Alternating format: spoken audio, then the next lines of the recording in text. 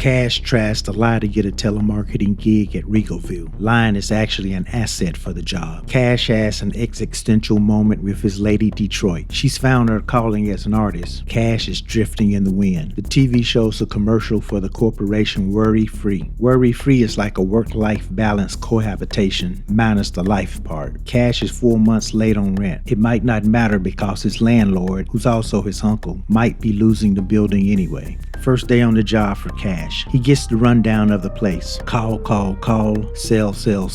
But remember, stick to the script. Cash is promised that peak performance will get him promoted up to power caller. Old head Langston gives Cash critical advice on successful calls. You gotta use your white voice. At the staff meeting, Cash asks about making more money. This gets the attention of co-worker Squeeze. Squeeze has been organizing a worker strike for more pay. He and Cash make plans to discuss it further over a drink. They're joined at the diner by Detroit and Sal, another co-worker and friend. On the TV there, more news about the corporation Worry Free. The CEO is defending his company against charges of slavery. Since folks are voluntarily signing up, he thinks that the charges are baseless. We also learn of a resistance group called the Left Eye Faction. They're devoted to bringing down Worry Free. The group's conversation goes back to office life and Cash debuts his white voice. While his co-workers are impressed, they think he's kidding himself if he thinks it's his ticket to becoming a power caller. The white voice pays off for Cash as he becomes the superstar in the office. He's getting the attention of the power players upstairs. Langston informs him that the power callers are selling something different. Detroit admires the graffiti of protest by the Left Eye Faction as they head to work. Outside the office, Squeeze is rallying his co-workers for the strike. Detroit seems to be more about that protest life than Cash is. It's midday and Squeeze initiates the workers' shutdown. Management scrambles. When they summon Cash into their office, he believes that is to threaten him with termination if he doesn't help put down the protest. But actually, it's his promotion to become a power caller. It's the first day and Cash is dressed for the part. He gets to ride the golden elevator upstairs. He is welcomed by Mr.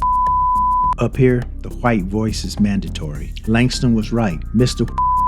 confirms that they sell power upstairs. It turns out that modern-day slave corporation Worry Free is their biggest client. We see a Left Eye Faction member putting in some work. It's revealed to be Detroit. Squeeze visits Detroit on her second gig. He asks her to make sense of her rebellious nature being compatible with a cat of little substance like Cash. Way to plant that seed, player. Cash walks right by the worker protests. He done switched teams. He with them now. In his first day on the phone, Cash executes a successful call that makes $10 million for client Worry Free. The kids are natural and it pays off. Cash and the elite brass have to be escorted through the protesters by security. He goes viral when he's clocked over the head by a soda can thrown by a protester. Mr.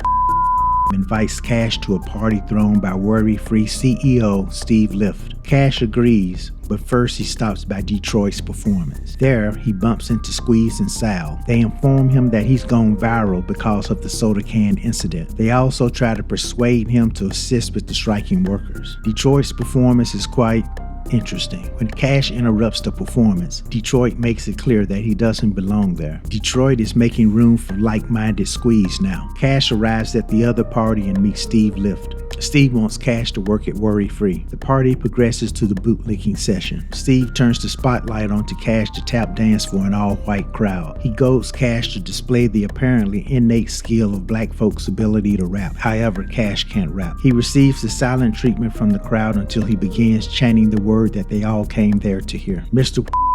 directs Cash to meet Steve for a big opportunity. Steve has Cash snort a line of cocaine from a damn Mr. Bobo plate. Just as Steve was about to play a video of his big opportunity for Cash, Cash requests a piss break. He mistakenly enters the wrong room and discovers an army of horse people. Some half-horse, half-human shit. Steve intercepts Cash and plays a video to explain his plan. Steve wants to create a superior workforce. He'll have humans snort some sort of powder and turn them into these hybrid work animals. He theorizes that these creatures will one day build their own culture. He offers Cash $100 million to go undercover as one of these creatures to squash any potential uprising. Cash skips right over the $100 million million and grills Steve on whether that was cocaine he snorted earlier. Steve assures him that it wasn't the horsey powder and asks him to consider the offer. Cash ain't with it. He is done with worry-free. Cash goes on the offensive. He's got video of Steve and the horse humans. He hits up newspapers, news shows, entertainment shows, anyone that'll have him. He goes through anything to get the message out about worry-free's experiments. Well, it backfires. Worry-free's stock price goes through the roof as the market loves the idea. Cash reaches out to squeeze and solve with an idea to shut down worry-free. When the riot police arrive, the protesters counterattack. Cash is knocked unconscious during the chaos